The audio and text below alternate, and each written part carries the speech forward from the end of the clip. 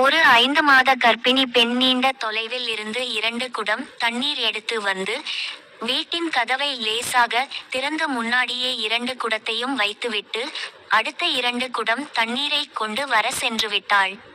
அந்த நேரம் அவளின் கணவன் வேலையில் இருந்து மதிய சாப்பாட்டிற்காக வீட்டுக்கு வருகிறான். நல்ல வெயில். பசி வேறு அவனுக்கு.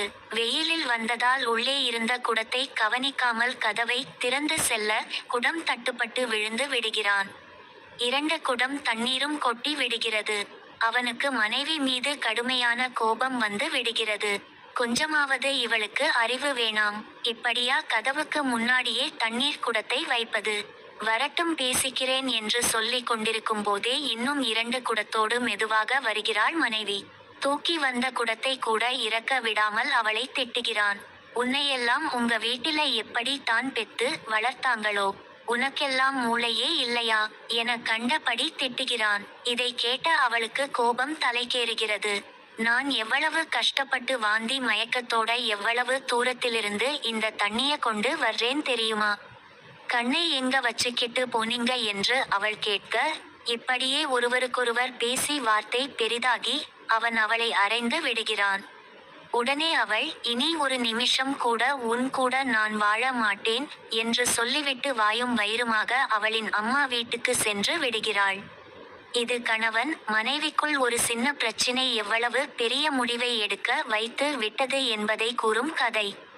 சரி, இந்த கதையின் முடிவு இப்படி இருத்தால் எப்படி இருக்கும்?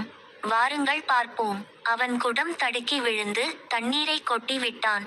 உடனே அவனுக்கு தோன்றியது, அடடா, இப்படி கவனிக்காமல் 2 குடம் தண்ணீரையும் கொட்டி விட்டோமே. சே, பாவம் அவள். வயிற்றில் குழந்தையோடு தண்ணீர் எவ்வளவு தூரத்தில் இருந்து கொண்டு வருகிறாள். முதல் வேலையா அவள் வந்தவுடன் மன்னிப்பு கேட்டுவிட்டு நாமே போய் 2 குடம் தண்ணீர் எடுத்து கொடுக்க வேண்டும் என நினைத்து கொண்டிருக்கும் போது அவள் தண்ணீரோடு வருகிறாள். இவன் ஓடி போய் அந்த குடங்களை இறக்கியவாறு நடந்ததைச் சொல்லி, நான் கவனிக்காமல் குடத்தின் மேல் விழுந்து தண்ணீரை கொட்டி விட்டேன். பாவம், நீ எவ்வளவு தூரத்தில் இருந்து இந்த தண்ணீரை கொண்டு வருகிறாய், என்னை மன்னித்து விடு. கொடு, நான் போய் தண்ணீர் கொண்டு வருகிறேன் என்கிறான். உடனே அவள் பதறுகிறாள். ஐயையோ, விழுந்துட்டீங்களா? உங்களுக்கு ஒன்றும் ஆகலையே.